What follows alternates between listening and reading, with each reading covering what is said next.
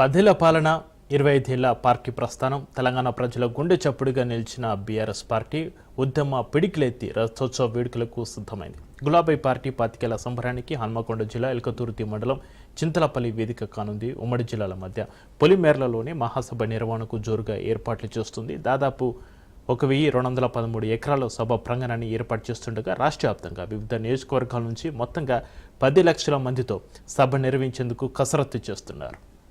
BRS 25 ఏళ్ల ప్రస్థానం సందర్భంగా ఏప్రిల్ 27న మరో అద్భుతం ఆవిష్కృతం కానుంది. లక్షలాది మందితో జరిగే రాష్ట్రోత్సవ మహాసభకు బీఆర్ఎస్ సిద్ధమైంది. ఆవిర్భావం నుంచి ఉద్యమం దాకా, ఉద్యమం నుంచి అధికారం దాకా భారీ బహిరంగ సభలను సక్సెస్ చేయడంలో కారు పార్టీ ట్రాక్ రికార్డే వేరే లెవెల్. అలాంటి పార్టీ ఇప్పుడు అధికారం కోల్పోయాక ఆవిర్భావ సంబరాలకు సిద్ధమవుతోంది. ఉద్యమ పార్టీగా అధికార పక్షంగా ఇంతకుముందు ఒక ఎత్తు, ఇప్పుడు ప్రతిపక్షంగా మరో ఎత్తు, అందులోనూ 25 ఏళ్ల రాష్ట్రోత్సవ పండుగ. అందుకే మహాసభ నిర్వహణ ద్వారా తెలంగాణ నలుమూలల నుంచి కార్యకర్తలను ప్రజలను రప్పించాలని చూస్తుంది గులాబీ సేన. ఇప్పటికే అన్ని జిల్లాల్లోనూ సన్నాహక సమావేశాలు నిర్వహిస్తున్న గులాబీ హైకమాండ్ అధికారం ఉన్నా లేకున్నా బహిరంగ సభల నిర్వహణలో మనల్ని కొట్టిటోడు లేరన్నట్టుగా మనోధైర్యాన్ని పార్టీ శ్రేణిలో నింపే ప్రయత్నం చేస్తుంది. అయితే మరోవైపు ప్రతి గ్రామం నుంచి పెద్ద ఎత్తున ఈ సభకు పబ్లిక్ను తరలించేలా బీఆర్ఎస్ ప్లాన్ చేస్తుంది.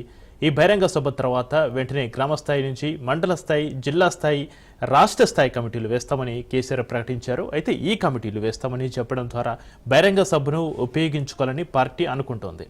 బహిరంగ సభకు పబ్లిక్ను తరలించే వాళ్ళకి రాష్ట్ర స్థాయిలో పదవులు ఇస్తామని బీఆర్ఎస్ ఇంటర్నల్గా చెప్పినట్టుగా తెలుస్తోంది.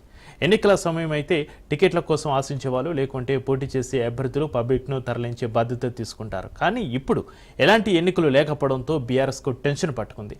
ఆ టెన్షన్లో నుంచి టార్గెట్లను ఇవ్వడం కూడా మొదలుపెట్టింది పార్టీ. జిల్లా స్థాయిలో, రాష్ట్ర స్థాయిలో పదవులు కావాలంటే ఇప్పుడు పబ్లిక్ను తరలించాలని నిబంధన పెట్టినట్టుగా తెలుస్తుంది.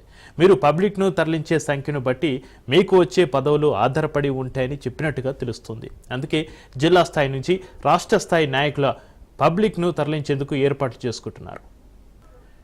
ఇదే సమయంలో నియోజకవర్గాల ఇన్ఛార్జీలు కూడా ప్రత్యేక టార్గెట్లు పెట్టినట్లుగా తెలుస్తుంది. పార్టీకి సంబంధించిన ఎమ్మెల్యేలు ఉన్న చోట నియోజకవర్గం నుంచి కనీసం 10,000 మందికి తగ్గకుండా తీసుకురావాలని చెప్పినట్టుగా తెలుస్తుంది.